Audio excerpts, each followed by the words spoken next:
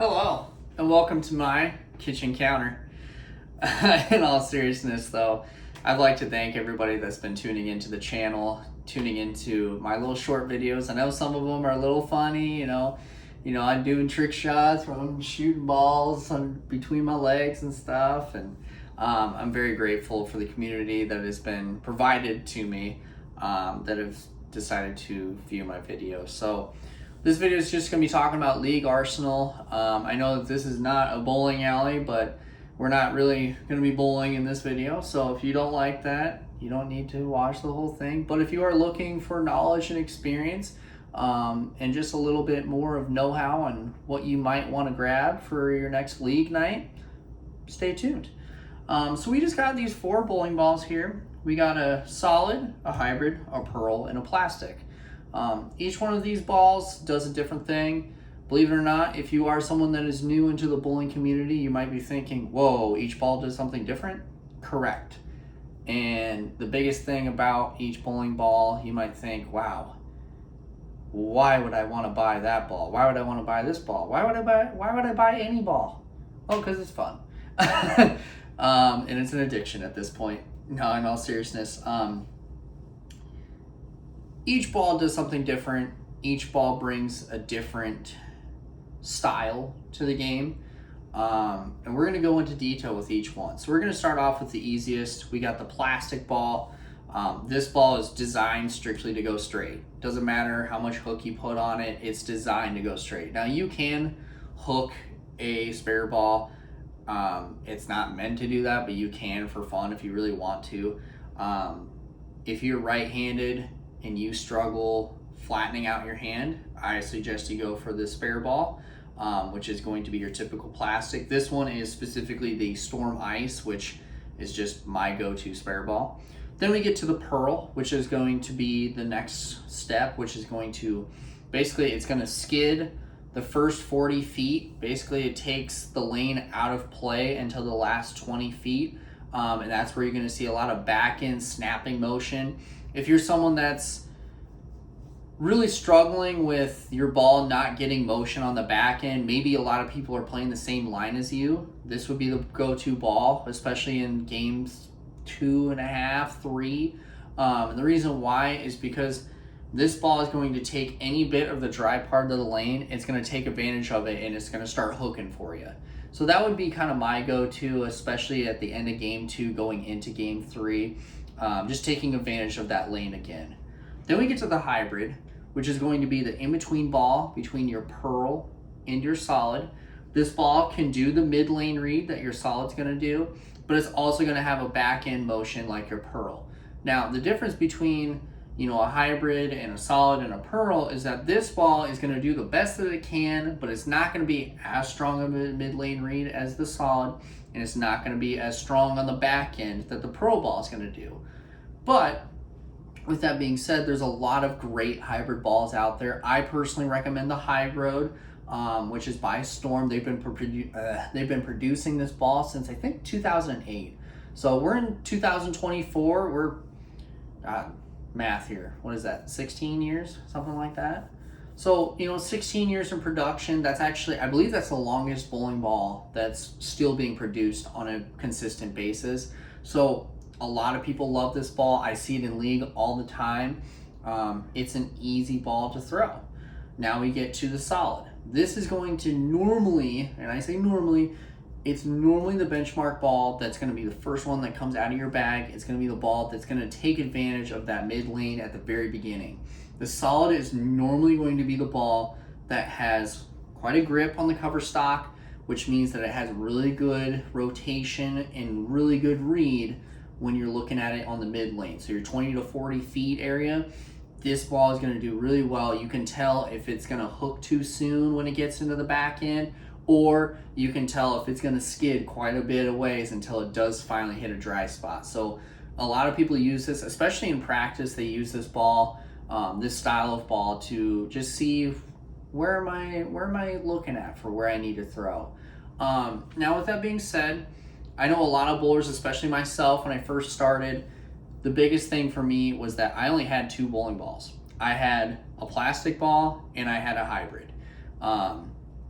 Now, the problem with that is that you can only do so much with 2 bowling balls. You can only be successful on certain nights with only 2 bowling balls, because house shots do change over time.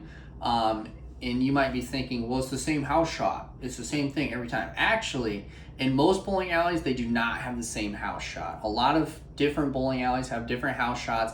And actually, at different times of the year, the weather, believe it or not, actually does change how the oil does react on the lane. And as a little tidbit, if you've noticed, like certain bowling alleys, they'll have doors like, let's say this is the door that's right next to the first set of bowling lanes. You'll notice that those lanes are typically drier than everywhere else in the house. And the reason why is because the humidity change up and down does affect the oil on the lane. So you typically, if you're a right-handed bowler, you're going to typically have to stand more left instead of standing more right, because it's drier. So the rotation off of your ball, it's going to hit that dry quicker, and it's going to be a little bit harder if you don't like dry lanes. Now, with that being said, more into the middle of the bowling alley, more wet, more typical house shot, which is why when I first started bowling, having only 2 bowling balls, I really struggled. I started off the first year with I would say the first 6 weeks, I was averaging like 150 to 160. Granted, I had only been bowling for a year and I hadn't bowled in league before, but what I realized is that diversity is key. Having multiple options is huge. Now, granted, these are not my only 4 bowling balls. I have another 1, 2, 3, 4, 5, 6 sitting on the floor over there, and I have more in my garage. But the point is that bowling as a whole, you can get really deep into it. Like I personally have done a lot in the bowling community to become where I'm at now. And I hope that you guys like these videos, because they're going to keep coming out and I'm going to keep sharing my knowledge and hopefully help you become a better bowler as well. Now, when you are deciding to buy a new bowling ball, I will warn you, there are things you need to look out for. There's RGs and then there's differentials. RG is classified as radius of gyration. Basically what it means is the lower the RG, it means it's going to hook sooner on the lane. So you're going to be looking down, not left to right.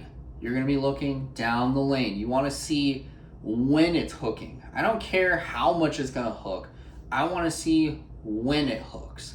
So RG, if it's lower, when you go to buy a bowling ball, it's going to have an RG rating, and it's going to say like 0.025, which is actually it's lower, so it's going to tell you like, hey, this ball is going to hook sooner on the lane, which is going to be normally the solid. Now, if it says a higher number, normally that means, and just so I may check this, oh no, the high road. Yeah, so I'm just double checking my bases here. Your pearl ball is going to have a higher RG rating normally. Now, I'm not saying that's for every bowling ball, but normally the higher the RG rating, that means it's going to go farther down the lane, which can depend on what the core is on the inside and what your cover stock is. And then you have differential. The higher the differential, the higher the hook potential is, which means if you're getting, there's 2 different styles of cores. You have the asymmetrical and you have the symmetrical. Asymmetrical obviously is going to be off balance, which means that your back end is going to be more snappy. Your symmetrical is going to be more of a predictable angle when you hook the ball. So your higher differential is going to mean that it has more hook potential. And normally an asymmetrical ball has a higher differential than a symmetrical ball. With that being said, for those of you that are starting off, that are just getting into the bowling community, starting in your own leagues, I personally recommend you get maybe a mix, maybe a Rhino, maybe a Tropical Surge. These are 3 different styles of bowling balls that you can buy at any pro shop, or you can ask for them to order one for you. And with that being said, those are the typical starting bowling balls. You can literally stand right, let it roll off your hand, and just watch it do the magic. Now, with that being said, there's a lot of great potential in any of these bowling balls, and I personally feel especially over time that I've learned getting into this, becoming where I'm at now, especially if you want to get higher scores, you're going to want to have the diversity. You're going to want to have different options. Spare ball, in my opinion, is a necessity. The reason why is because the spare ball, especially if you struggle with consistent release off of your hand, you're going to want a spare ball. You're going to want a ball that's going to basically just stay straight at all times. It's not going to hook. It's not going to do anything magical. It's going to just hook, or it's going to stay straight for you.